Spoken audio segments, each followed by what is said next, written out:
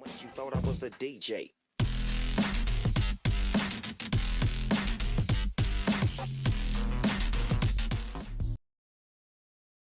Minecraft. I'm sure you have all heard of it. Most of you have probably played it. If you have, I'm sure you found yourself running around aimlessly, then eventually dying.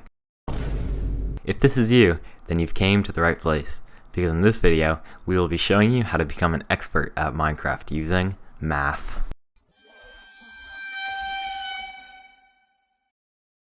What is Minecraft in the first place? I'm sure lots of you are familiar with the game as it's one of the most popular ever with 300 million copies sold since its release in November 2011. Minecraft is an open-world sandbox game where players can choose to build amazing creations, fight to the death, or simply beat the game. The game is beaten by killing the Ender Dragon. To get there, you must travel through dimensions, collect resources, kill aggressive monsters, and find the portal to the home of the Ender Dragon, the End Dimension.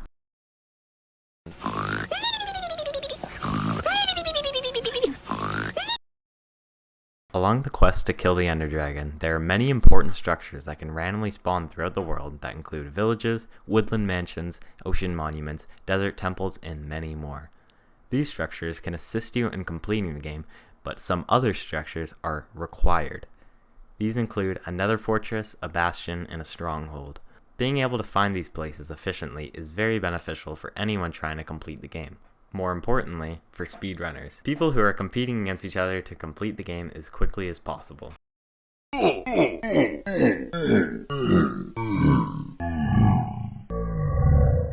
Coordinates are a very important key to this process. You have a set of 3 coordinates, x, y, and z, to specify the block position in your world. Coordinates are points of intersection on a grid system. To compare this to real life, GPS coords are usually expressed as latitude and longitude lines. The numbers shown in your x, y, z represent how far away you are from the original world point. For example, as you can see, moving east increases my x value while moving west decreases it. As I move south, my z value increases, and as I move north, it decreases. The y value determines how high up you are from the bottom of the world, previously at y0, but in newer versions it can go all the way down to y negative 64.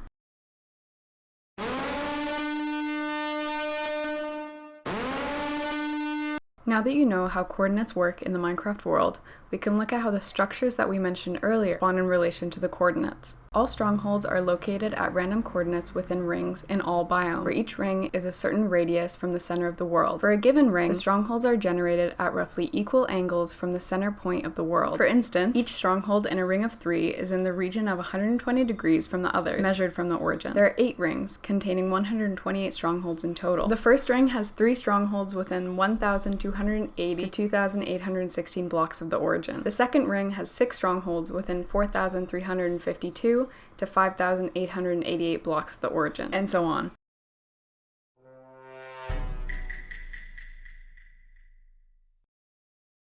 So how do you locate the strongholds using math? We're going to be using trigonometry to do this. It starts with throwing an eye vendor. These eyes are used to locate the stronghold by floating in the precise direction of it. You stand still and throw one eye, and by hitting F3 on your keyboard, you can see the exact angle that the eye is pointing to here. You then want to turn left or right and make sure you're traveling towards either 90, 180, 270, or 360 degrees. You can then move any amount of block. The easiest way is to just throw an ender pearl like this. You then want to stand still and throw another eye. This will give you another angle. You then want to take both of these angles and bring them to these formulas. To determine which formula is correct to use, you first must know what axis you traveled along when you threw your ender pearl. As you can see with this example, when I threw my first eye vendor, the angle that I got was 60 degrees. I then threw an ender pearl to the south and traveled 100 blocks and threw another eye vendor. The next angle was 108 degrees. Since I traveled south when I threw my ender pearl, that means I was traveling along the z-axis, so I'll use this formula here. The c represents how many blocks I traveled when I threw my ender pearl. h1 represents the first angle that I got, and h2 represents the second. After plugging these numbers in the formula, I got negative 111 for the x and 64 for the z. Now, all that is left to do is add those numbers back onto the starting coordinates. So for the x, you add 100 to negative 111 to get negative 11, and for the z, you add 200 with 64 to get 264. That leaves the approximate coordinates to the stronghold at x negative 11 and z 264. You can double check this by coming to this website, plugging in the coordinates for the first eye and the second eye, as well as the angles for each of them. And as you can see, the number is correct.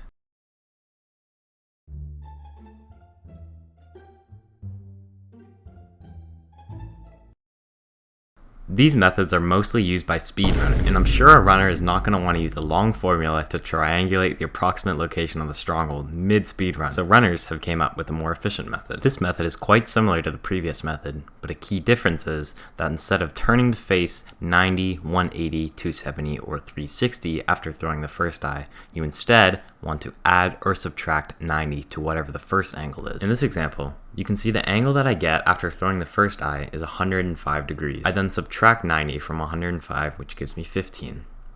Then I want to, instead of throwing an ender pearl, sprint and jump 4.5 times.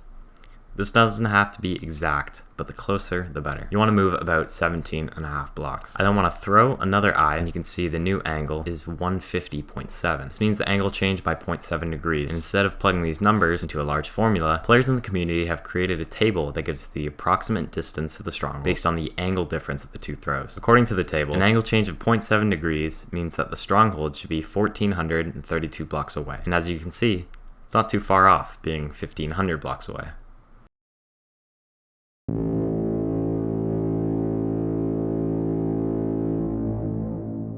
Once you think you are close to the stronghold, throwing another eye always helps determine the precise location of it. As you can see, the eye goes down, which means we have arrived and now we will have to start digging. But first, another strategy speedrunners use when they are about to dig down is known as the 4-4 method.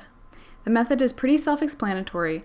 The block that you want to dig down at should be at the 4-4 block location in the chunk that you are in, each chunk being 16 by 16 blocks. Once you find yourself at 4-4, you dig down.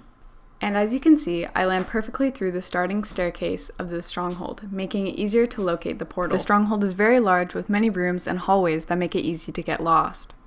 Being able to start at the same place every time makes it a lot more consistent when finding the portal. Now that you have entered the end, after a treacherous battle with the dragon, you finally beat Minecraft.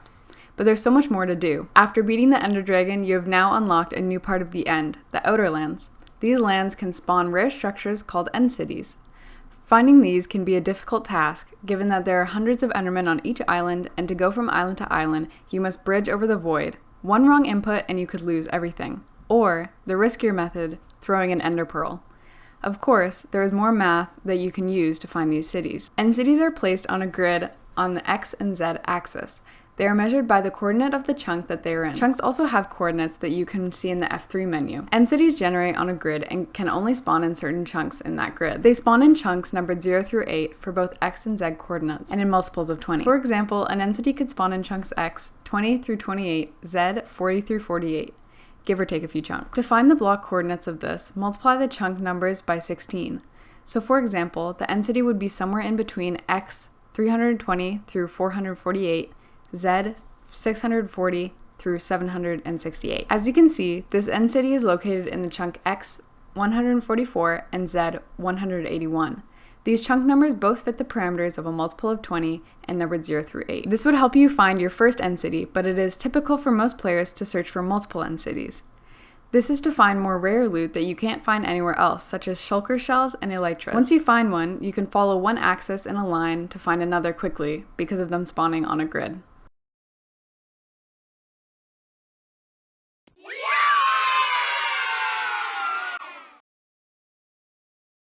To wrap it up, there's so much more to explore in Minecraft, especially to do with math, due to the nature of the game. Things like probability of mob drops, or chest loot. We hope you found our project interesting and informative, maybe even inspiring you to try out the game. Thank you for listening.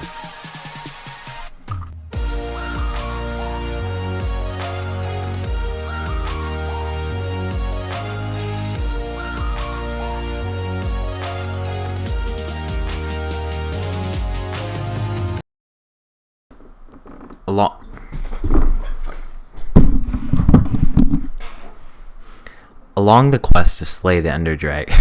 Why did I say slay? Along the quest to kill the Ender Dragon, there are many important structures that can randomly spawn through it. Along the quest to kill the. I was about to say slay. Along the quest to. Along the quest to kill the Ender Dragon, there are many important structures that can randomly spawn. Why did I say Minecraft? I'm sure you have all heard of it. Most of you have probably played it. If you have, I'm sure you have found yourself running around aimlessly and then eventually dying. If this is you, then you've came to the right place, because in this video, we will be showing you. Dude, my mouth is like. Minecraft. I'm sure you've all heard of it. Most of you have probably played it. If you have, I'm sure you've found yourself running around aimlessly and then eventually dying. If this is you, then you came to the. Fuck. I keep stuttering. Minecraft. Fuck, I can hear more. I can't. Minecraft. I'm. Dude, every time. Minecraft. Minecraft. I'm sure you've all heard of it. Most of you have probably.